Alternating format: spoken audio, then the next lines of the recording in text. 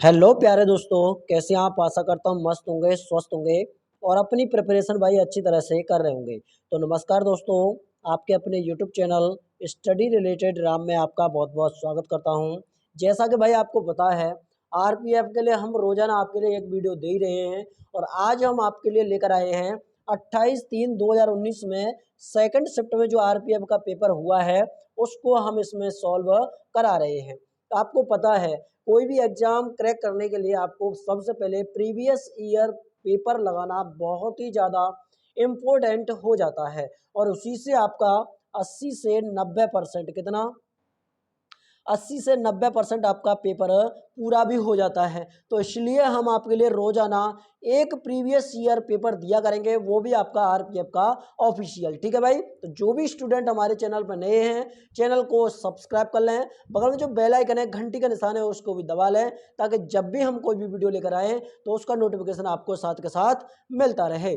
चलिए भाई, बिना देरी के वीडियो को स्टार्ट करते हैं। पहला क्वेश्चन आपके सामने ये रहा।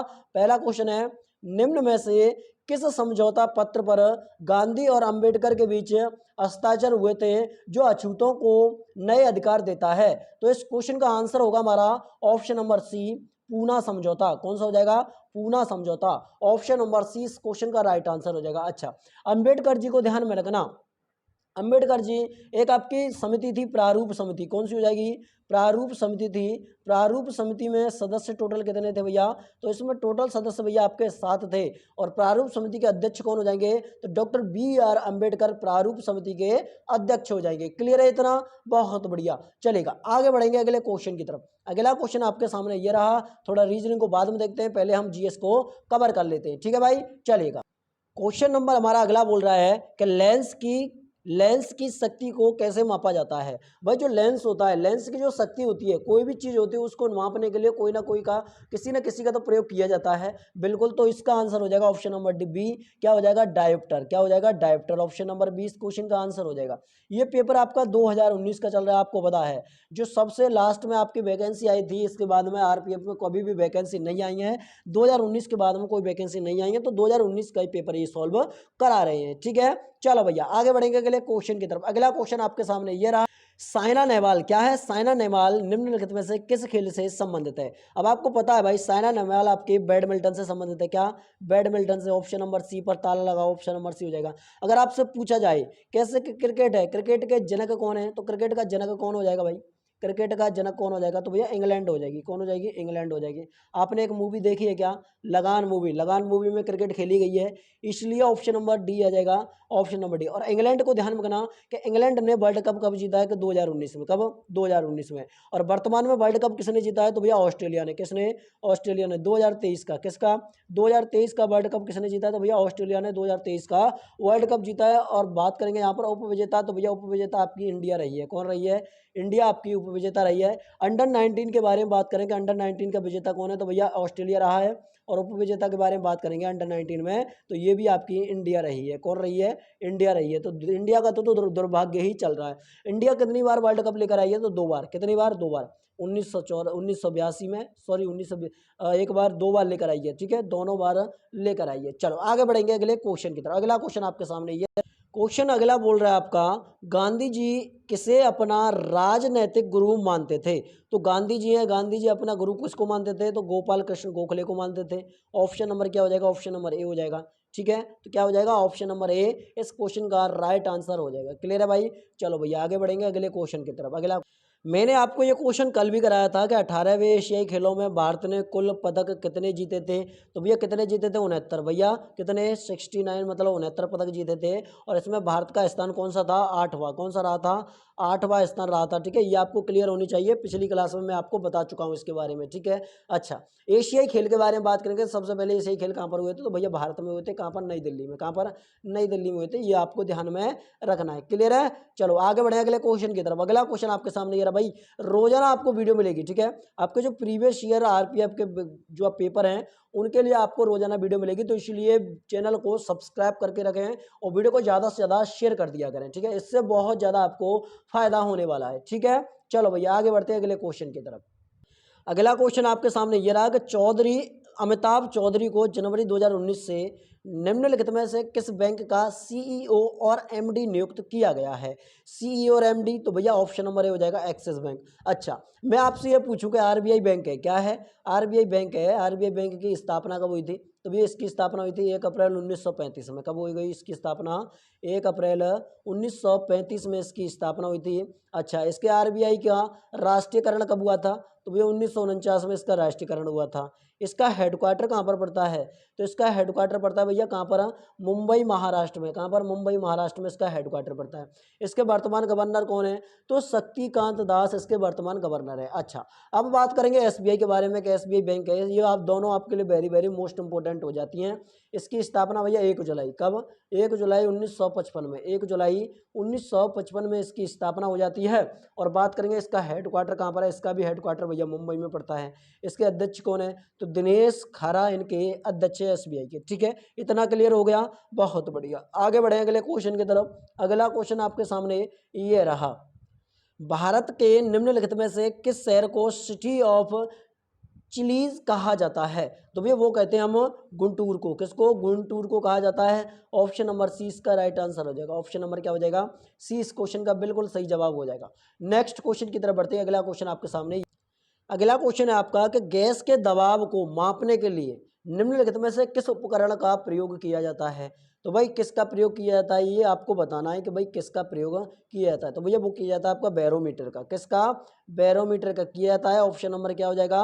ऑप्शन नंबर ए सर इस क्वेश्चन का बिल्कुल राइट आंसर हो जाएगा। अच्छा, अगर आपसे ये पूछा जाए, इसमें अगर आपसे ये पूछा जाए कि लैक्टोमीटर किसका प्रयोग किया जाता है? भैया लैक्टोमीटर है, लैक्टोमीटर का किस में प्रयोग किया जाता है? तो लैक्टोमीटर का प्रयोग भाई जो दूध की जो शुद्धता मापने के लिए किया जाता है। अच्छा, बात करेंगे ओडोमीटर के बारे में।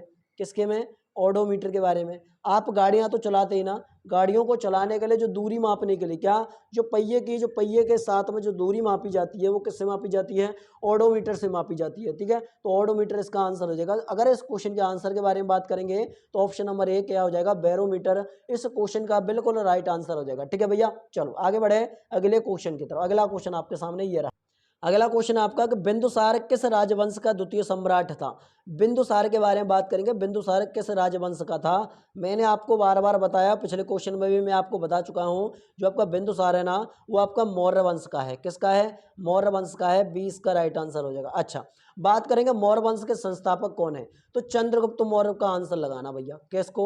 चंद्रगुप्त मौर्य को आंसर लगाना कि मौर्य वंश के संस्थापक कौन हो जाएंगे? तो भैया चंद्रगुप्त मौर्य हो जाएंगे। और चंद्रगुप्त मौर्य को ध्यान रखना, इनके प्रधानमंत्री कौन थे? अगर आपसे पूछा जाए कि इनके प्रधानमंत्री कौन हो जाएंगे, तो भैया वो हो जाएंगे आपके कौटिल्य। कौन हो जाएंगे? कौटिल्य हो जाएंगे, जिनको और किस नाम से जाना जाता है? चाणक्य के नाम से जाना जाता है, विष्णुगुप्त के नाम से जाना जाता है। और इन्होंने ही अखंड भारत का सपना देखा था। किसका? अखंड भारत का सपना देखा था।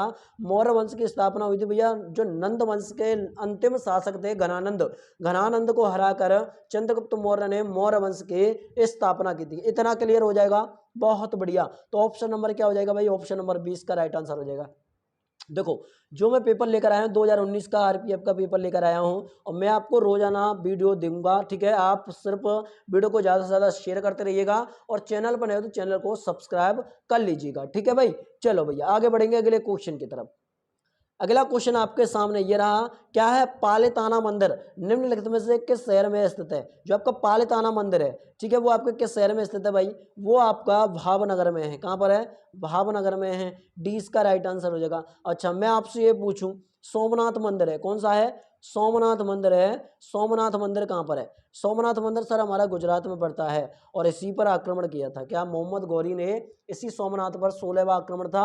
और उसने कितनी बार भारत पर आक्रमण किया है? 17 बार। कितनी बार? 17 बार भारत पर आक्रमण किया है। उसने एक कसम खाई थी कि मैं हर साल भारत पर आक्रमण करूंगा। ठीक है, इसके बाद में कौन आया था? वो किसका पुत्र था? जो आपका महमूद गजनवी, वो था आपका सुबुक्तगीन का। किसका? सुबुक्तगीन का था। ठीक है, ये आपको ध्यान रखना है। इसके बाद में आपका मोहम्मद गौरी आया था। कौन आया था? मोहम्मद गौरी आया था। और मोहम्मद गौरी के 4 दास थे। कितने थे?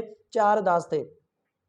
कुबाचा था, यलदौज था, कुतुबुद्दीन ऐबक था, और बख्तियार खिलजी। वही बख्तियार खिलजी जिसने 1199 ईस्वी में नालंदा विश्वविद्यालय और विक्रमशिला विश्वविद्यालय को और ओदंती पूर्व आपके जो विश्वविद्यालय उनको नष्ट करवा दिया था। ठीक है भाई, चलो आगे बढ़े, आगे बढ़ते हैं अगले क्वेश्चन की तरफ। अगला क्वेश्चन आपके सामने ये रहा।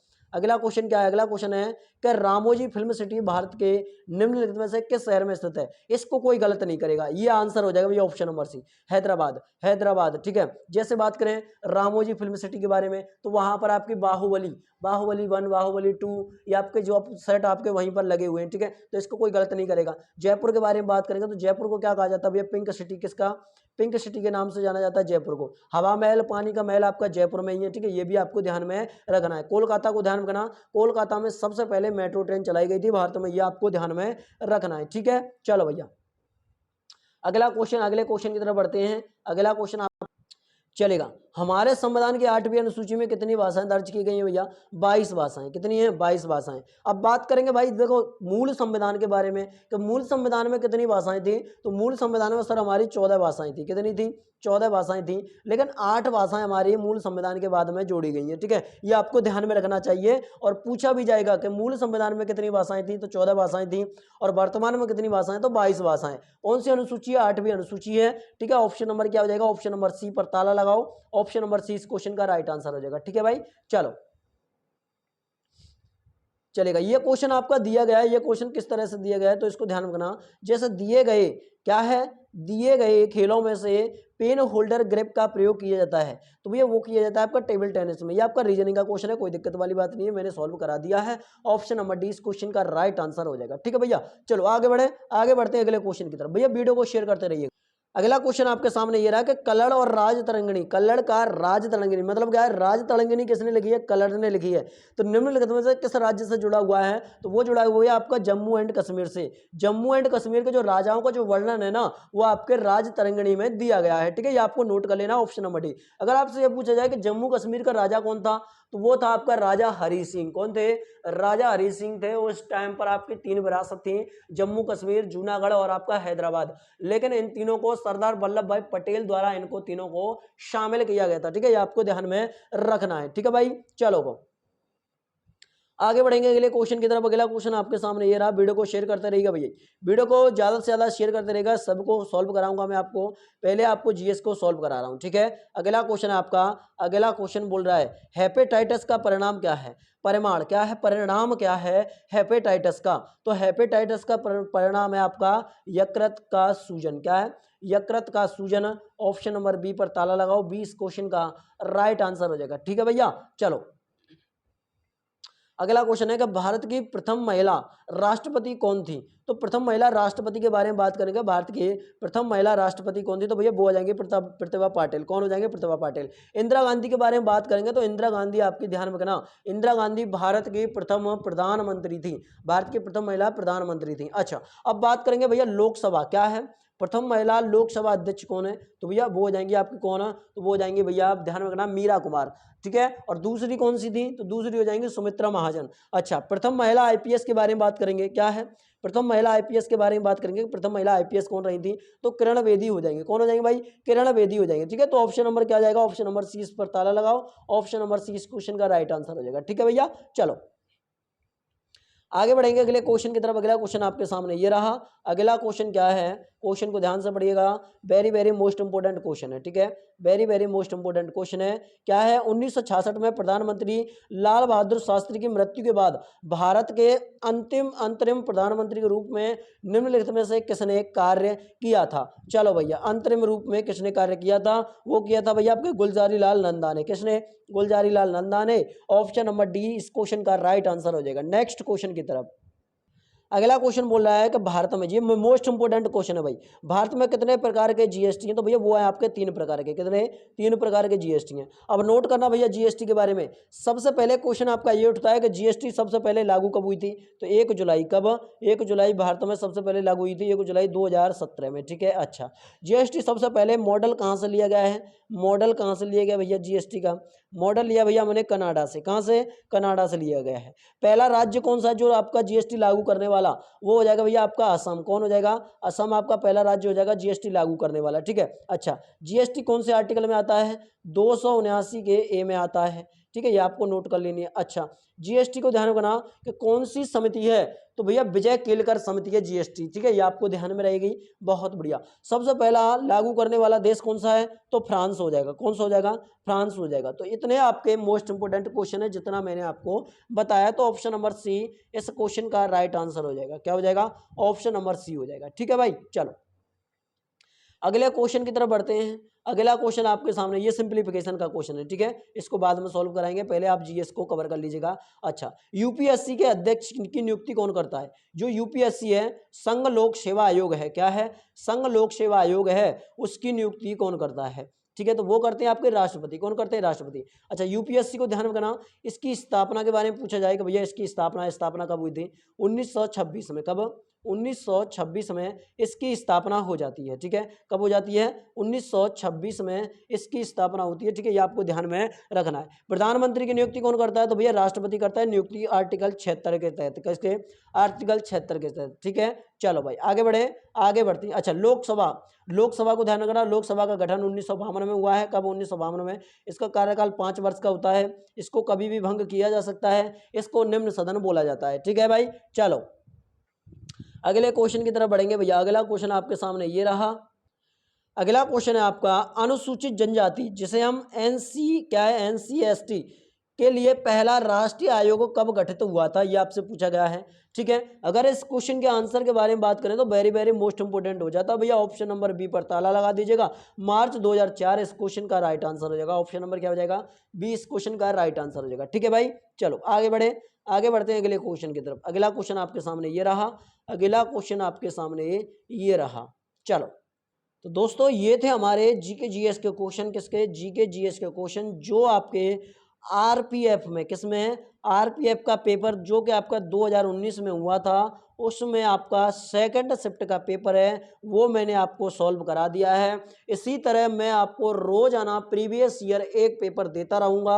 आपको क्या करना है, चैनल को सब्सक्राइब करके बेल आइकन पर ऑल पर क्लिक कर लेना है, ताकि जब भी हम कोई भी वीडियो लेकर आएंगे तो उसका नोटिफिकेशन आपको साथ के साथ मिलता रहेगा। अगर आपको इसकी पीडीएफ चाहिए तो पीडीएफ आपके व्हाट्सएप ग्रुप पे मिल जाएगी। व्हाट्सएप ग्रुप की लिंक वीडियो के डिस्क्रिप्शन में लगी हुई है, ठीक है भाई। मिलते हैं कल इसी टाइम इसी वीडियो में, तब तक के लिए जय हिंद दोस्तों, जय भारत।